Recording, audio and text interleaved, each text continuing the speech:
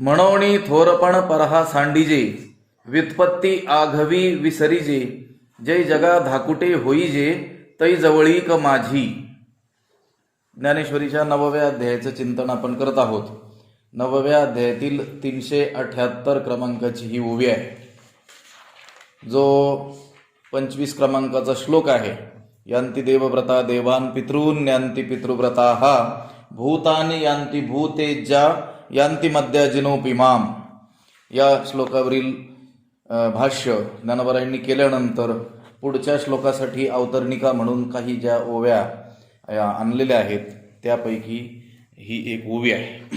4 ओव्या आता राहिलेल्या आहेत आणि त्यानंतर 26वा श्लोक आरंभ होईल. म्हणोनी थोरपण परहा सांडीजे. म्हणोनी एथ व्युत्पत्ती आगवी विसरीजे असा पाठ आहे का, किंवा व्युत्पत्ती. म्हणोनी एथ थोरपण परहा सांडीजे, आगवी व्युत्पत्ती विसरीजे, जय जगा धाकुटे होईजे, तै माझी जवळीक. या ओवीचा अर्थ असा आहे, म्हणोनी म्हणून, एथ म्हणजे येथे या परमात्म्याच्या ठिकाणी, थोरपण म्हणजे आपला मोठेपणा, परहा सांडीजे दूर टाकून द्यावा. म्हणून या ठिकाणी या परमात्मा स्वरूपाच्या परमात्मा प्राप्तीच्या ठिकाणी परमात्म्याच्या ठिकाणी मोठेपणा काय करावा, दूर टाकून द्यावा. बरं, आगवी व्युत्पत्ती विसरीजे. आगवी म्हणजे सर्वच, व्युत्पत्ती म्हणजे शास्त्रीय ज्ञान, आणि त्याचा जो अभिमान आहे तो काय करावा, विसरावा. जै जगा धाकुटे होईजे, जेव्हा जगाला धाकुट व्हाल म्हणजे नम्र व्हाल, तै माझी जवळीक, तेव्हा माझं सानिध्य लाभतं. भगवंत म्हणतात की म्हणून काय करावं, आपला मोठेपणा शास्त्र ज्ञानाबाबतीत आपला मोठेपणा काय करा, टाकून द्या. शास्त्रज्ञाना बाबतीतला अभिमान तो काय करा, तो विसरा. आणि जेव्हा जगाला तुम्ही काय व्हाल, नम्र व्हाल, धाकुटे व्हाल, लहानपण आपल्या अंगी घ्याल, तेव्हा माझी जवळीक प्राप्त होईल. या ओवीच्या वरच्या ज्या ओव्या आहेत त्या ओव्यांचा संबंध या ओवीशी येतो. काल आपण पाहिलं की संपन्नतेच्या बाबतीमध्ये बरोबरी करू शकेल असं लक्ष्मीसारखं कोणी आहे का जगामध्ये? नाही. अहो, तिच्या घरी ज्या दासी आहेत त्या श्रियेसारखी म्हणजे त्या ऐश्वर्य संपन्न असलेल्या कोण आहेत, दासी आहेत. आणि त्या दासींनी जर खेळता खेळता घरकुल केले तर त्याला अमरपूर असं नाव त्यांनी ठेवलं, अमरावती. तर त्या घरकुलामध्ये खेळत असताना ज्या बाहुल्या केलेल्या आहेत त्या काही इंद्रादिक होत नाहीत का त्यांच्या? इंद्रादिक हे त्यांच्या बाहुल्याच आहेत. आणि त्यांना ज्यावेळेस तो खेळ आवडत नाही आणि त्या मोडून टाकतात, तेव्हा महेंद्राचे काय होऊन जातात, रंक होऊन जातात. मोठा इंद्र पदाला चढलेला पुरुष तो देखील काय होतो, सामान्य रंक होऊन जातो. आणि त्या ज्या लक्ष्मीच्या घरच्या दासी आहेत त्यांनी ज्या झाडाकडं आपली नुसती नजर टाकली, दृष्टीनं त्या झाडाकडं पाहिलं, कोणत्याही झाडाकडं, तर ते काय होऊन जातात, कल्पवृक्ष होतात. असं सामर्थ्य जिच्या दासीमध्ये आहे, अशी जी लक्ष्मी आहे ती सुद्धा या ठिकाणी भगवंत म्हणतात मला मान्य होत नाही. मग तिनं काय केलं तर सर्व संपन्नतेचा अभिमान टाकला. हे अर्जुना, तिनं काय केला, आपला अथिलेपणा संपन्नतेचा अभिमान टाकून दिला. काया वाचा मनाने काय केली, सेवा केली, आणि कशी तरी त्या पाय धुण्याच्या भाग्याला काय झाली, ती प्राप्त झाली. मग हे उदाहरण ठेवल्यानंतर मग पुढे म्हणतात, म्हणून थोरपण परहा सांडीजे. ती लक्ष्मी एवढी थोर असूनही केवळ तिच्या थोरवीमुळं माझी प्राप्ती तिला झालेली नाही, तर तो थोरपणा तिनं टाकून दिला आणि मग काय केली, सेवा केली, म्हणून ती काय झाली, माझे पाय धुण्याच्या भाग्याला काय झाली, प्राप्त झाली. म्हणून थोरपण परहा सांडीजे. आपल्या संपन्नतेचा जो अभिमान आहे तो काय करावा, टाकून द्यावा. ऐश्वर्याचा अभिमान येतो माणसाला, कुळाचा अभिमान येतो, जातीचा देखील काय येतो, अभिमान येतो. पण कुळ, जाती, वर्ण हे आगवेची अप्रमाण पुढे म्हणणार आहेत. याचा अध्यायामध्ये पुढे पुढे विषय येईल. इथं कुळ, जाती, वर्ण, तुमच्या ठिकाणी असलेली संपन्नता, या कोणत्याही गोष्टीला महत्व नाही आहे. लक्षात आलं का? जेवढं अभिमानाने आपण रिक्त होऊ तेवढं परमात्म्याच्या आपण काय होऊ, जवळ जाऊ. लक्षात स्वतः भगवंत सांगत आहेत हरिपाठात, जात वित्त गोत कुळ शिळमात भजे का त्वरित भावनायुक्त. लक्षात आलं का? हा जो मोठेपणा आहे, थोरपणा आहे, कशाने आलेला जो थोरपणा असेल तो काय करावा, परासांडीजी दूर टाकून द्यावा. लक्षात आलं का? व्युत्पत्ती आघवी विसरीजी. बरं, सर्व प्रकारची विद्वत्ता काय करावी, विसरून जावी. कधी कधी कुळ, जाती, वर्ण, धन इत्यादिकांचा माणसाला अभिमान येतो, नाही असं नाही आहे, पण तो टाकता येतो. टाकता येणं काय आहे, सहज शक्य आहे. पण ज्ञानाचा अभिमान हा अतिशय भयंकर असा काय आहे, अभिमान आहे. धनाधिकांच्या बळाच्या, कुळ जातीच्या अभिमानाहूनही भयंकर अभिमान कोणता सांगितलेला आहे, ज्ञानाचा अहंकार. हा अतिशय काय आहे, घातक आहे. आणि ज्ञानाचा अहंकार हा काही सामान्य लोकांना थोडाच येतो. नवल अहंकाराची गुठी विशेष न लगे अज्ञानापाठी, सज्ञानाचे झोंबे कंठी नाना संकटी नाचवी. अज्ञानापाठी विशेष न लगे, अज्ञानी माणसाच्या पाठीमागं हा ज्ञानाचा अभिमान सहसा लागत नाही, कारण तो लगेच कबूल करतो की बाबा मला काही कळत नाही. पण जो ज्ञानी आहे, म्हणजे शब्दज्ञानी आहे, ज्याने अध्ययन केलेलं आहे, अभ्यास केलेला आहे, श्रवण केलेलं आहे, पाठपाठांतर केलेलं आहे, त्याला जर आपण सांगितलं तुम्हाला या गोष्टीतलं कळत नाही, तर त्याचा लगेच काय होतो, अहंकार जागा होतो. नवल अहंकाराची गोठी, या अहंकाराची गोष्ट नवलाईची आहे, मोठं नवल आहे या अहंकाराचं. ज्ञानोबा म्हणतात की विशेष न लगे अज्ञानापाठी, अज्ञान्यांच्या अडाण्यांच्या पाठीमागं फारसा हा अहंकार लागत नाही. सज्ञानाचे झोंबे कंठी, आणि जो सज्ञानी ज्याला म्हटलं जातं त्याच्या मात्र कुठं असतो, कंठालाच झोंबतो म्हटलं, त्याच्या गळाच पकडलेला असतो त्या अहंकारानं. आणि नाना संकटी नाचवी, नाना प्रकारच्या विविध प्रकारच्या संकटामध्ये त्याला थै थै थै थै काय करत राहतो, नाचवत राहतो. म्हणून व्युत्पत्ती आघवी विसरीची. हा, ज्ञानाचा अहंकार आपल्यात येईल म्हणून ज्ञानच प्राप्त करायचं नाही अशी मात्र गोष्ट नाही आहे. लक्षात आलं का? अण्णा सांगायचे व्युत्पत्ती आघवी विसरीची. ज्यांना अभ्यासाचा कंटाळा आहे किंवा ज्यांच्याने अभ्यास शक्य झाला नाही, ते लोक काय म्हणत असतात, ज्ञानोबारायांनीच सांगितलं व्युत्पत्ती आघवी विसरीची. शास्त्रज्ञान जे संपन्न आपण झालो आहोत, विद्वत्ता मिळवलेली आहे, ती विसरून जावी. अरे विसरून जाण्यासाठी सुद्धा अगोदर शिकावं लागेल ना. ते म्हणायचे व्युत्पत्ती आघवी विसरीजे, पण आधी शिकीजे, असं म्हणायचे. लक्षात आलं? नाहीतर एखादा म्हणेल नको नको, शास्त्राचं अध्ययन केलं की माणसाला अहंकार येतो, शिकणंच नको, असं जमेल का? नाही. धनाचा अहंकार येतो, मग धनच नको आपल्याला, असं कोणी म्हणतात. मिळवा, पण त्याचा काय ठेवू नका, अहंकार ठेवू नका. कीर्ती मिळवा, बल प्राप्त करा, लक्षात आलं का, पण त्याचा काही ठेवू नका, अहंकार. तसं ज्ञान मिळवा, पण ते कसं असलं पाहिजे, निरहंकारी, अहंकार रहित, अभिमान रहित काय असलं पाहिजे, ज्ञान असलं पाहिजे. म्हणून तर संत देवाकडे मागणी करतात. काय मागणी करतात? भक्ती प्रेमा विण ज्ञान नको देवा. त्याच्यामध्ये नित्य नवा काय आहे, अभिमानच आहे. आम्हाला ज्ञान दे, ज्ञानाशिवाय तर गतीच नाही आहे. पण ते ज्ञान कसं दे, भक्ती प्रेमाने युक्त दे. लक्षात आलं का? देवाचा प्रसाद म्हणून. हा, देवाचा प्रसाद म्हणून दे. आम्हाला केवळ असं बुद्धीच्या स्तरावरचं ते ज्ञान नको आहे. लक्षात आलं, ते हृदयाच्या स्तरावरचं काय असलं पाहिजे, ज्ञान असलं पाहिजे. कोरडं ज्ञानी आम्ही बनायला नको. लक्षात आलं का? आता आपल्याला याच्या वेळेत हे करायचं आहे.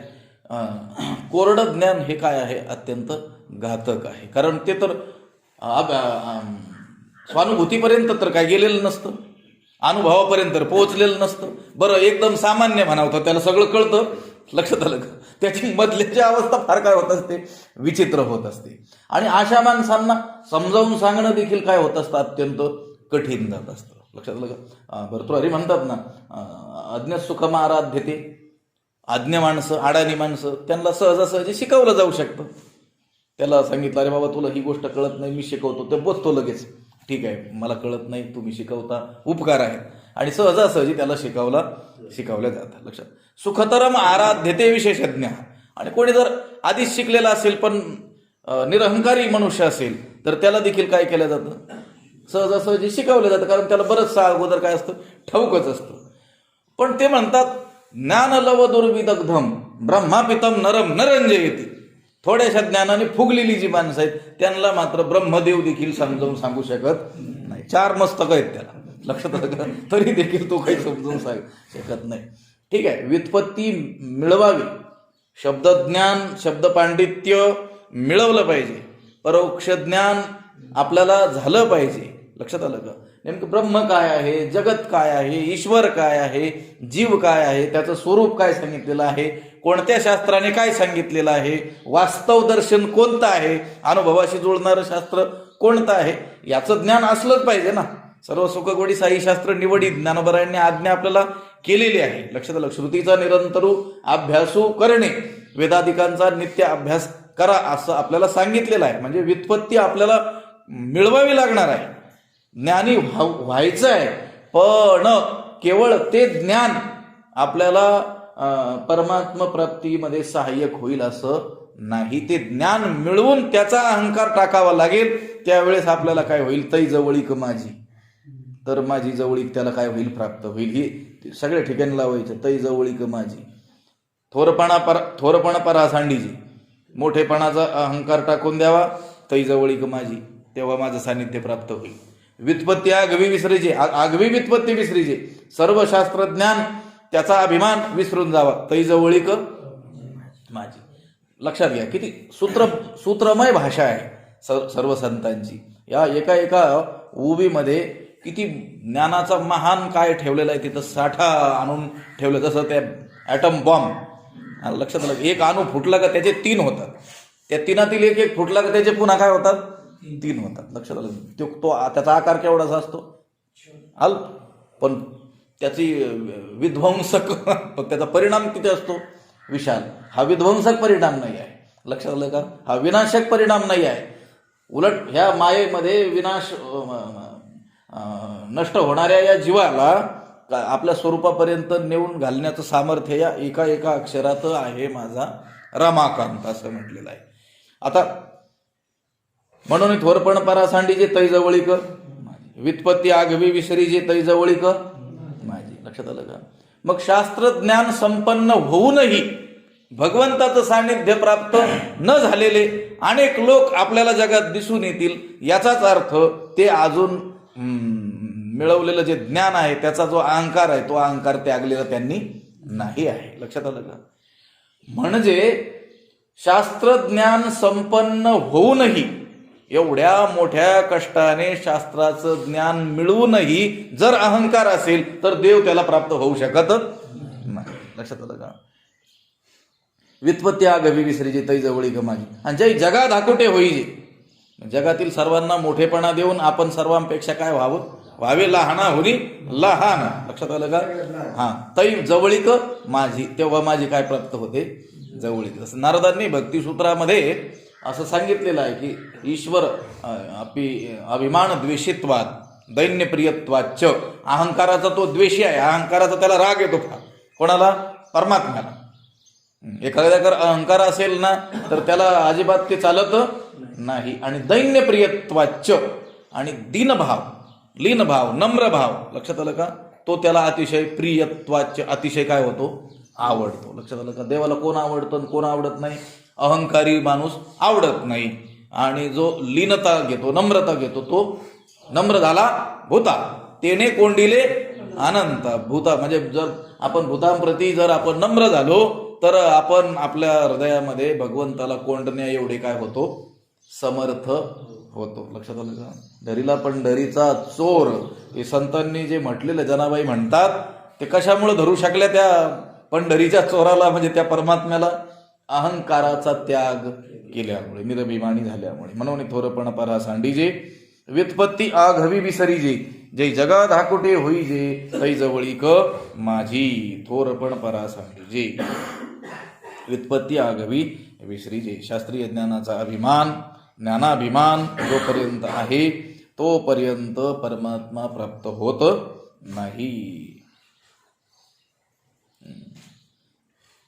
मनुष्य कितीही शास्त्रज्ञानाने संपन्न झाला, सुविद्य जरी झाला, तरी देखील अजून त्याने मिळवायचं राहिलेलं जे ज्ञान आहे, त्या ज्ञानाशी जर तुलना केली आत्तापर्यंत मिळवलेल्या ज्ञानाची, माझं बोलणं लक्षात येतंय ना, आत्तापर्यंत आपण जेवढं काही ज्ञान मिळवलं ते एका बाजूला ठेवायचं आणि अजून आपल्याला मिळवायचं ज्ञान जे शिल्लक राहिलेलं ते एका बाजूला. तर त्या ज्ञानाशी ह्या ज्ञानाची तुलना केली तर काय होईल? दर्या में खसखस. लक्षात आलं का? समुद्रामध्ये त्या खसखसीचा दाना. लक्षात आलं? भगवान शंकराचार्यांच्या जीवनातला प्रसंग आहे.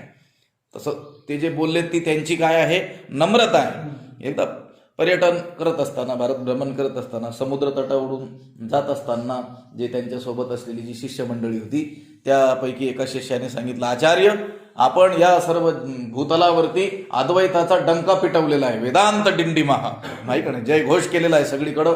वेदांताचा काय केला? मोठा प्रचार प्रसार केला. आणि ही जी परमतं होती, लक्षात आलं का, दूषित मतं जी होती त्याचं काय केलं? खंडन करून टाकलं. आपलं ज्ञान समुद्रासारखं अगाध आहे. तिथं समुद्र होता ना, म्हणून तो म्हटला ह्या समुद्रासारखं आपलं ज्ञान काय आहे? अगाध आहे. तर त्यावेळेस आचार्य शांत होते. त्यांनी काय केलं? एक पडलेली गवताची काडी उचलली, त्या समुद्राजवळ गेली, त्या पाण्यात ती काडी बुडवली आणि पाण्यामध्ये ती काडी बुडवून वर काढली. आणि वर काढल्यानंतर त्या काडीला लागलेलं पाणी खाली येऊन त्याचा काय झाला? एक थेंब तयार झाला. आणि त्या शिष्याला बोलवलं आणि म्हणले, बाळा इकडे, जगामध्ये या समुद्रा एवढं ज्ञान आहे आणि त्या ज्ञानापैकी माझ्याकडं एवढंच ज्ञान आहे. लक्षात आलं का? असं कोण म्हटलं? जे खरोखर ज्ञानाचे सागर होते ते म्हटले, माझ्याकडं ज्ञान किती आहे आणि आपल्याकडं एक थेंबही नसतो, पण आपण ज्ञान सिंधू आपल्या नावापुढं देतो. हे काय आहेत? मोठे ज्ञानी आहेत. लक्षात. आचार्य त्यांची मतं जी मांडलेली आहे, जो सिद्धांत अद्वैताचा, तो खोडून काढणं कोणाच्याही बापाला शक्य नाही. लक्षात आलं? त्यांनी स्वतःच ज्या शंका उपस्थित केल्या की नास्तिक लोक अशा शंका घेतील तर त्याचं हे असं उत्तर आहे, तर त्या ज्या शंका उपस्थित केलेल्या आहेत ना, आजपासून लाखो वर्षानंतर मोठ्यात मोठा नास्तिक तयार झाला आणि त्याने खूप अभ्यास करून जरी शंका घेतल्या तरी त्या शंका ह्या शंकेपुढं बालवाडीच्या मुलासारखं बोलणं असावं, एवढ्या शंका घेऊन त्याचं काय केलं? खंडन करून टाकलेलं. एवढी शंकरम शंकराचार्यम, साक्षात कोण आहेत ते? भगवान शंकर आहेत. तरी ते काय म्हणतात? माझं ज्ञान किती आहे? या समुद्रातील पाण्यापैकी या काडीला लागलेला थेंब जो आहे तेवढं काय आहे? ज्ञान आहे. ही त्यांची काय आहे? खरी नम्रता आहे. खरोखर त्यांच्याकडे ज्ञान तेवढंच आहे असं नाही, त्यांच्याकडे ज्ञान त्या समुद्राहुनी खोल अर्थभरित. लक्षात आलं का? या समुद्रापेक्षा विशाल काय आहे? त्यांच्याकडं ज्ञान आहे. पण व्युत्पत्ती आघवी विसरीजे, हे महत्वाचं आहे. शिकायचं आधी शिकीजी आणि मग विसरीजे. लक्षात आलं का?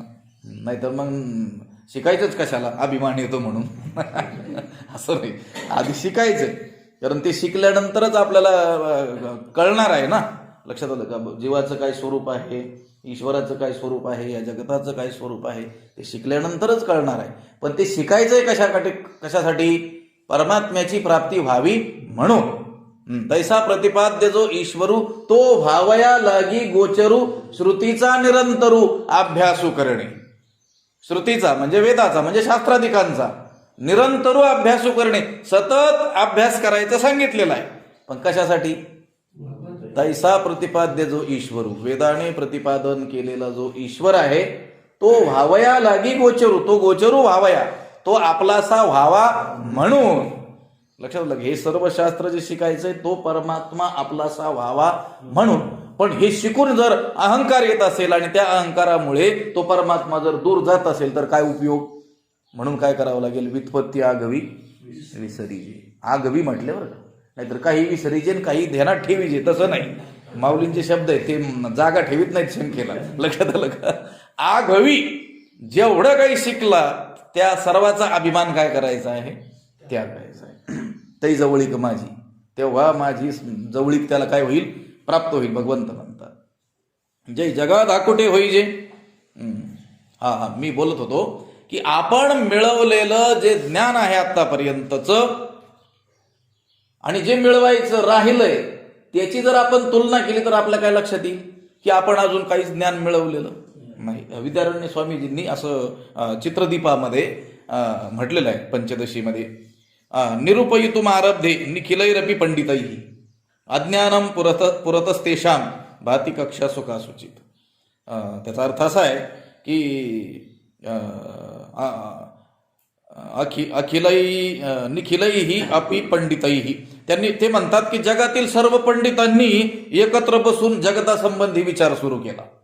जगातले थोर थोर पंडित एका जागी आले, कठीणच एका जागी येणं पंडितांचं, पण आले आणि त्यांनी विचार सुरू केला काय हे जगत कसं झालं असावं. लक्षात आलं का? या जगतासंबंधी काय केला, विचार सुरू केला. कुठं कोणत्या शास्त्रात याच्या संबंधी काय म्हटलेलं आहे याचा काय केला त्यांनी विचार सुरू केला. जगत कसं झालं, याचं कारण काय, याचा करता कोण, या प्रश्नांचा विचार करू लागले. ते विचार करता करता त्यातील 2-4 कक्षांचं त्यांनी काय केलं, उल्लंघन केल्याबरोबर त्यांच्या पुढं काय उभं राहतं, अज्ञान उभं राहतं. अज्ञान उभं राहतं म्हणजे त्यांच्या लक्षात येतो की आपण आतापर्यंत जे काही शिकलेलो आहोत त्याहून तर आज अधिक शिकायचंच राहिलेलं आहे. लक्षात आलं का? कधी विचार केला तर लक्षात येईल.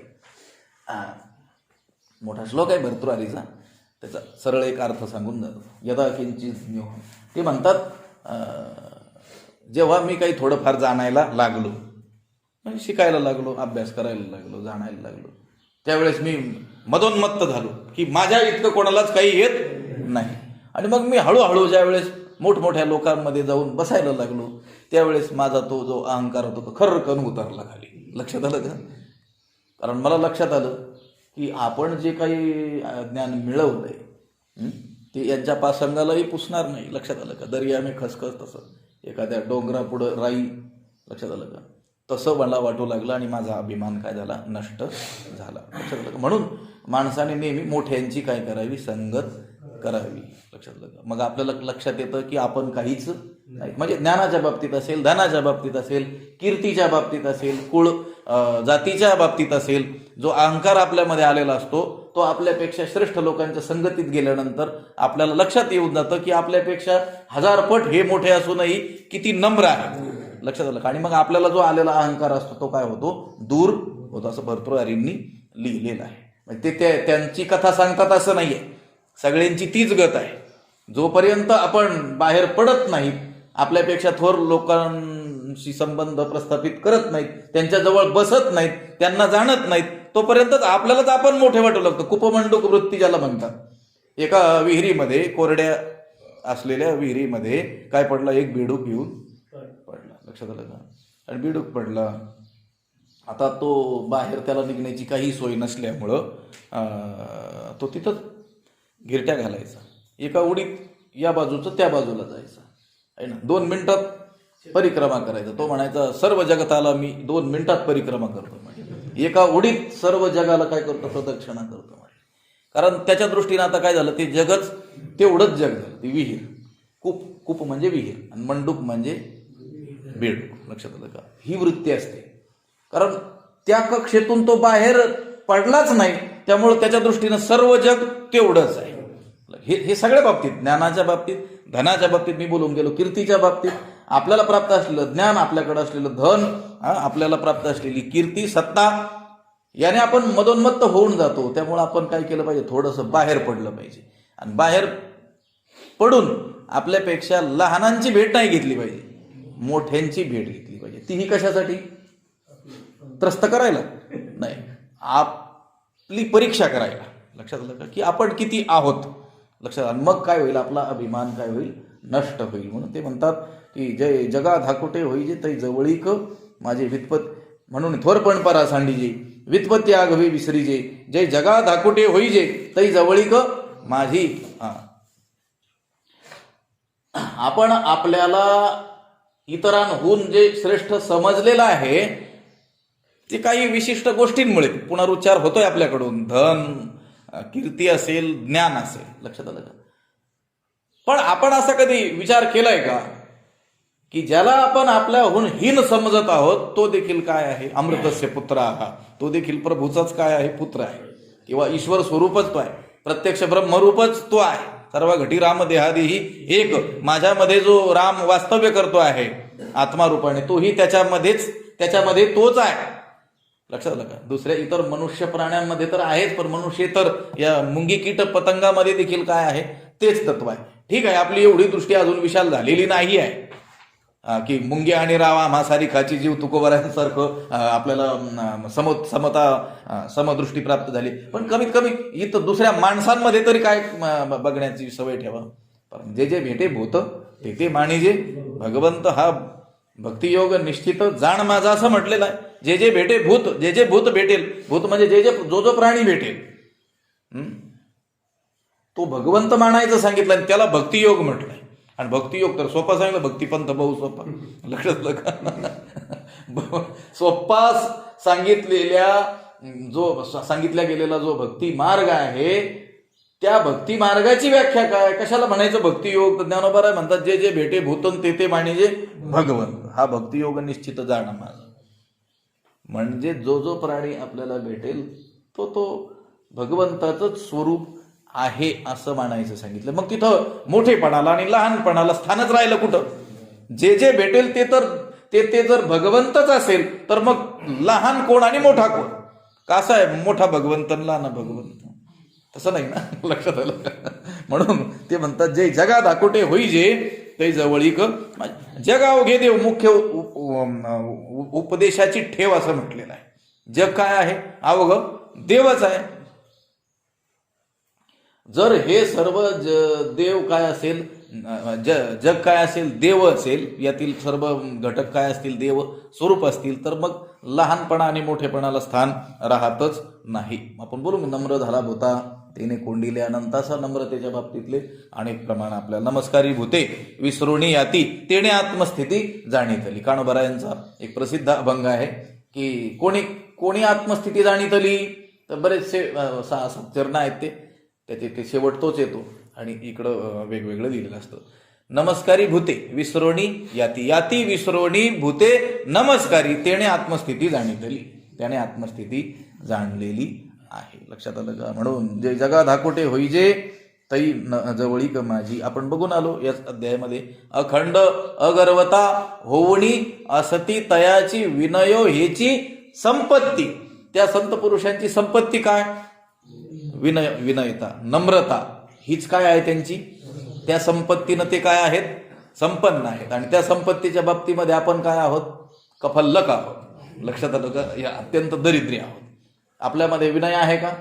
नाही. मग विनयाची संपत्ती आपल्या ठिकाणी नाही. त्यांच्या ठिकाणी विनयो हेची संपत्ती. जय जगा धाकुटे होईजे तै जवळीक माझी. आणि आपणही आपल्या जीवनामध्ये एखाद्या महापुरुषांकडे जाण्याचा योग आपल्याला आलेला असेल आपल्या जीवनामध्ये, तर आपण त्यांचं जीवन बघून तरी आपण काय केलं पाहिजे? शिकलं पाहिजे. लक्षात आलं का?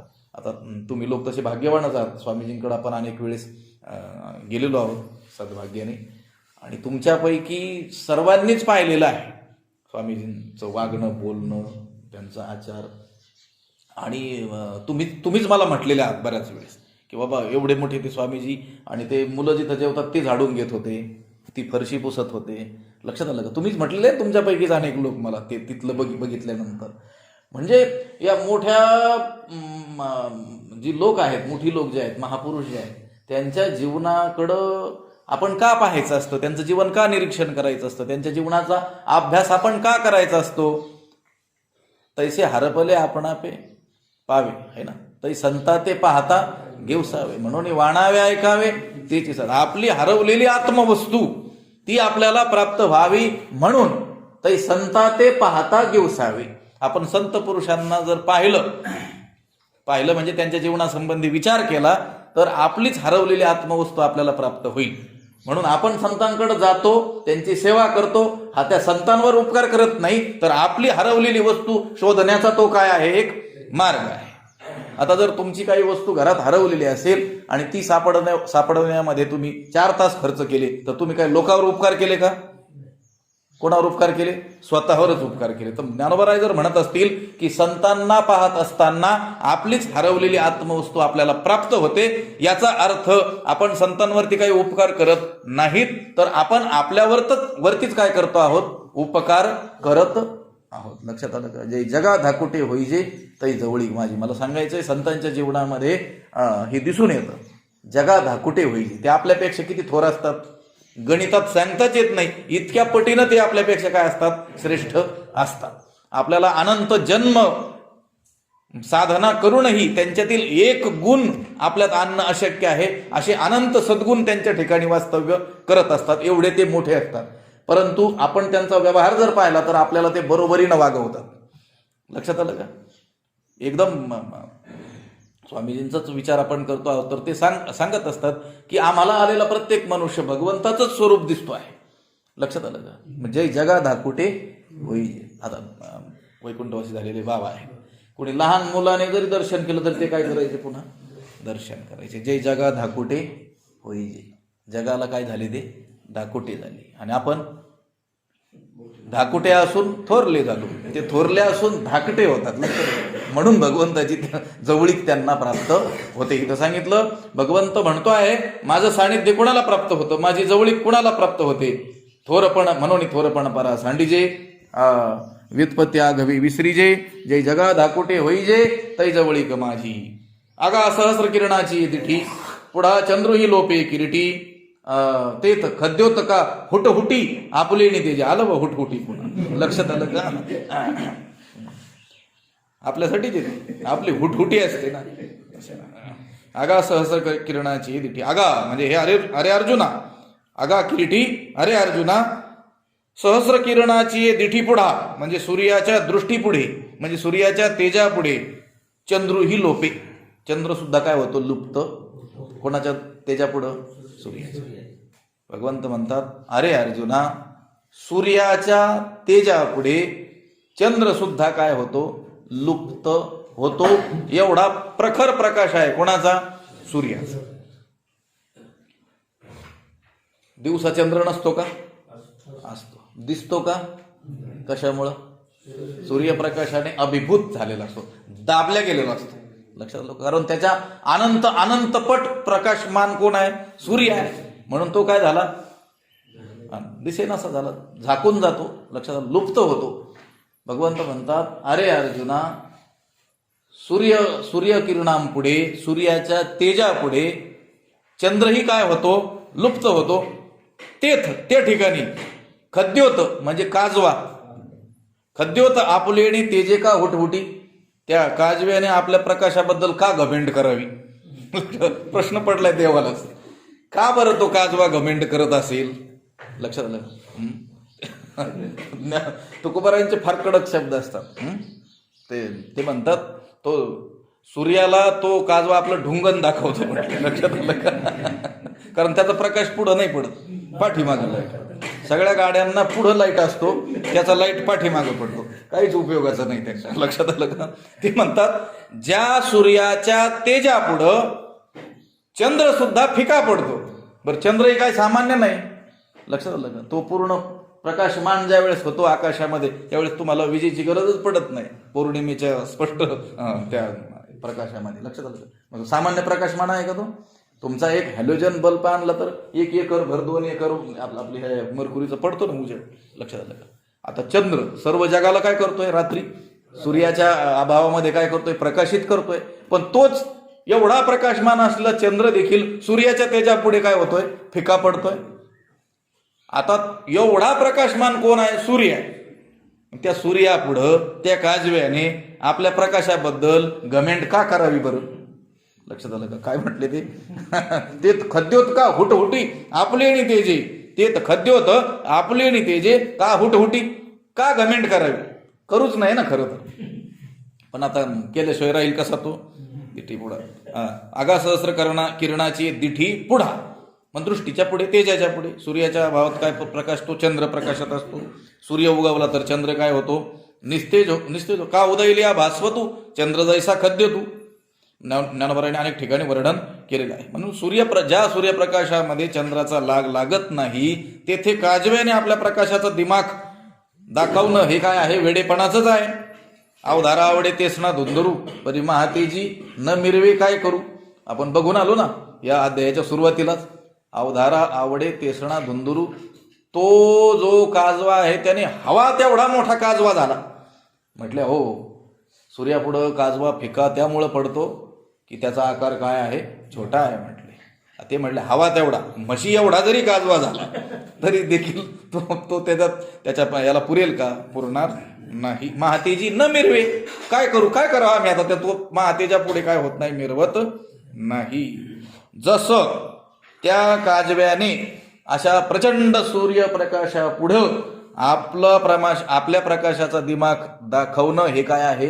वेडेपणाचं आहे, मूर्खपणाचं आहे. तितकंच वेडेपणाचं काय आहे? ज्या परमात्मा स्वरूपाच्या ठिकाणी वेदाधिकांची डाळ शिजत नाही तेथे आपल्या ज्ञानाची घमेंड मिरवणं हे काय आहे? अविवेकीपणाचं. आपण काल बघून आलो की नाही? पाहे पा जाणीवीची निबळे कोणी वेदापासून असे आगळे की शेषा होणी तोंडागळे बोलके आती. त्यांचाही लाग जिथे येरू नेती नेती म्हणून बवडे, तो देखील काय म्हणतोय? नेती नेती. मला भगवत स्वरूपाचं ज्ञान नाही आहे. तो भगवंत जसा नाही तसं दाखवतोय. अतद व्यावृत्ती रूपाने काय करतोय? तो वर्णन करतो आहे. लक्षात आलं का? अशा त्या परमात्मा स्वरूपाच्या ठिकाणी जिथे वेदाचाही लाग लागत नाही. वेद जाणू गेला पुढे मौन आवला, त्याला सांगताच येईना कसा आहे तो. जाणू गेला तो, त्याने जाणलं देखील, पण त्याला काय करता येईना, सांगता येईना. म्हणजे तिथं वेदाची डाळ जिथं शिजत नाही तेथे आपण आपल्या या अल्पस्वल्प ज्ञानाने गर्व का करावा, घमेंट का करावी हे सांगायचंय त्यांना त्या खद्योताचं घेणं नाही.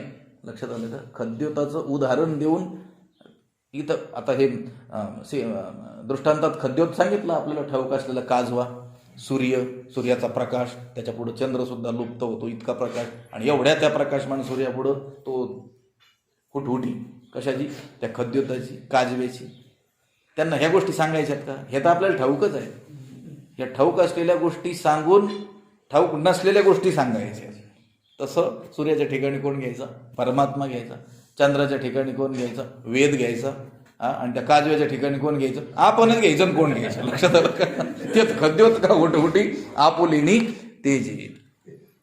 तैसे लक्ष्मीचे थोरपण न सरे, जेथ शंभूचेही तप न पुरे, तेथ येर प्राकृत हेंद्रे केवी जाणवला आहे. लक्षात आलं का?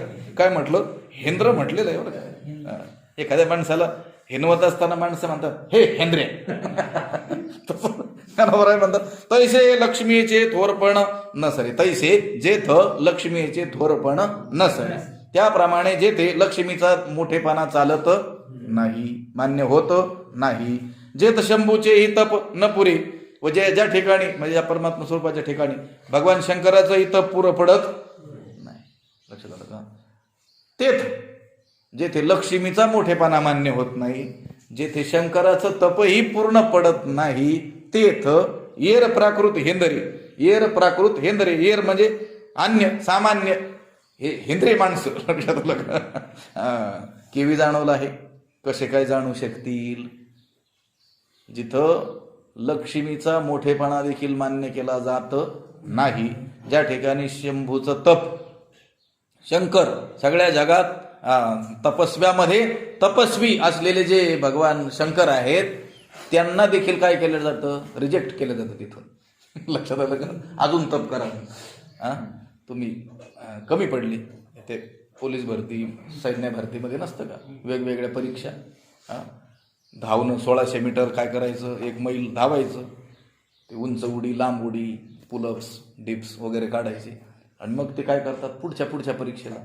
तर शंकर भगवान त्या परमात्मा स्वरूपाच्या ठिकाणी पहिल्याच परीक्षेत काय म्हटले? अजून तप करून या म्हटले. लक्षात आलं? जिथं लक्ष्मीचा मोठेपणा मान्य होत नाही, ज्या ठिकाणी शंभूचं महादेवाचं तप देखील पूर्ण पडत नाही, ते सामान्य वेडगळ माणसं मला कसे काय जाणू शकतील? जाणतील का? नाही जाणतात. मग जाणण्याचा मार्गच नाही का? आहे ना. या लागी शरीर सांडवा कीजे, सकळ गुणांचे लोण उतरीजे, संपत्ती मधु सांडीजे, कुरवंडी करुणी. या लागी, या करिता शरीर सांडोबा कीजे, शरीराचा उतारा करावा, शरीराचं निंबलोन करावं. सकळ गुणांचे लोण उतरीजे, सर्व गुणांची ओवाळणी करावी. आणि संपत्ती मधुर कुरवंडी करोनी सांडीजे, संपत्तीचा गर्व ओवाळून टाकून द्यावा. लक्षात अनेक ठिकाणी आलं बरं का हे.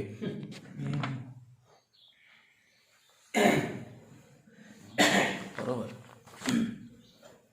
कारण हा मद अभिमान टाकणं थोडं कठीणच आहे, म्हणून अनेक ठिकाणी त्यांना वारंवार सांगावं लागलेलं आहे. आता याच्यावर एक प्रवचनच पाहिजे होतं खरं तर. लक्षात आलं. या लागी शरीर सांडोवा की जे, याकरिता शरीराचा काय करावा, उतारा करावा, निंबलोन करावं. परमात्म्याच्या प्राप्तीकरिता तारुण्याचा आणि सौंदर्यादी गुणांचा जो अभिमान आहे तो काय करावा लागतो, टाकावा लागतो. माणसाला सौंदर्याचाही काय असतो, अभिमान असतो. तारुण्याचा तर काय असतो, प्रचंड अभिमानच असतो. त्या तारुण्याच्या भरामध्ये सदा मुसमुसी तुकाराम महाराज म्हटले, कोणाचंच काही ऐकत नाही. आठवणी विठवणी बांधलेला मुंडासा फिरत असे म्हैसा जनामध्ये. लक्षात आलं का, त्यावेळेस मुंडाशी बांधत असतील लोक. आता काय म्हणायचं, जीन्स पॅन्ट वगैरे घालून फिरत असे म्हैसा जनामध्ये. लक्षात आलं. कारण तो तारुण्याचा काळ जो असतो त्या काळामध्ये मनुष्य कुणाचंही ऐकत नाही.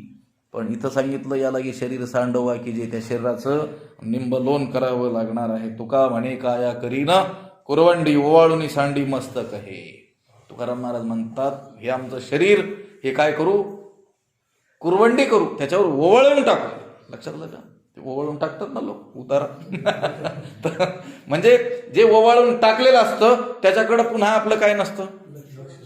लक्षात आलं का, त्याच्याविषयी पुन्हा काय नसते, आसक्ती नसते, अभिलाषा नसते. ते पुन्हा आपल्याला घ्यायला जावं असं वाटतं का, नाही. तसं ही काया कुरवंडी करून टाकायची, परमेश्वराला काय करायची, वाहून टाकायची आहे. तुका म्हणे व्हावे देहासी उदार, बाप रखमादेवीवर जोडावया. देहावर उदार व्हायचंय, पण कशासाठी, रखमादेवीवर जोडावया, म्हणजे भगवंताची प्राप्ती व्हावी म्हणून. आपण देखील देहावर उदार झालेली माणसं आहोत, संसारी माणसं. कशासाठी, धनाधिकासाठी, कीर्तीसाठी. काय काय करतील माणसं सांगता येत नाही. त्यांना बरं अनेक ठिकाणी वर्णन केलेले आहेत आणि साहित्यामध्ये मोठमोठे श्लोक येतात. उत्खातम निधिशंकया क्षितितलम माता गिरेर धातवो. भर्तृहरी म्हणतात, रात्री सुद्धा जाऊन स्मशान ओकरीत बसतात लोक. लक्षात आलं का, कुठंतरी आता काल परवा म्हटलं कोणी, लक्षात आलं का. आणि आहे खरं आहे ते श्लोक, प्राचीन काळातला श्लोक म्हटलोय मी भर्तृहरींचा. मध्यरात्री जाऊन जिथं जायला दिवसा भीती वाटावी, तिथं अमावस्येच्या मध्यरात्री जाऊन लोक ते स्मशान उकरतात. कशासाठी, धनासाठी. लक्षात आलं का, इतकी भयंकर कष्ट करतात. मग हे शरीर सांडवा की जे, नाही तर काय आहे, तिथं काय भरोसा आहे का काही, काय होईल काय नाही. लक्षात आलं का, तिथं सांडवा की जे, तिथं मात्र त्या शरीराचा विचार करत नाहीत. आणि परमात्मा प्राप्तीमध्ये लगेच काय होतं, थोडासा त्रास जाणवतोच. लक्षात आलं का, तिकडं शेतामध्ये रात्रभर थंडीमध्ये कुडकडत दारे धरत असताना काहीच वाटत नाही. पण कुठं कीर्तनाला जायचं असेल, शेजारच्या गावी कोणी महात्मा आला असेल, नाही फार प्रचंड थंडी म्हटली, जसा हा राजाच आहे, बाहेर निघतच नाही. लक्षात शरीर सांडोवा की जे, सकळ गुणांचे लोण उतरीजे. सर्व जे गुण आहेत, सद्गुण काय जे आपल्यामध्ये असतील त्याचं काय करावं, लोण उतरीजे. संपत्ती मधु सांडीजे कुरवंडी करुणी. संपत्तीच्या अभिमानाची काय करावी, ओवाळणी करून टाकावी.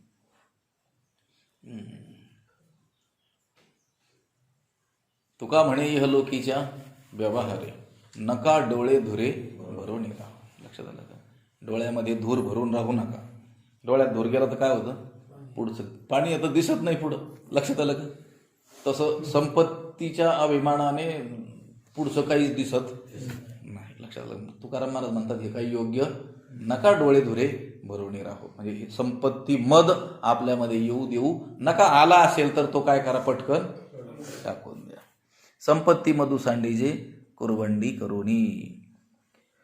या लागी शरीर सांडवा की जे, सकळ गुणांचे लोण उतरीजे. संपत्ती मधु सांडीजे कुरवंडी करुणी. या ठिकाणी ह्या 25व्या श्लोकावर लिहिलेलं भाष्य आणि पुढच्या श्लोकाचं अवतरण म्हणून लिहिलेल्या काही ओव्या त्या संपलेल्या आहेत. पुढचा जो श्लोक आहे, पत्रम पुष्पम फलम तोयम, त्याचा विचार आपण उद्याच्याला करू. पुंडलिक वरद हरी. ज्ञानदेव तुकाराम.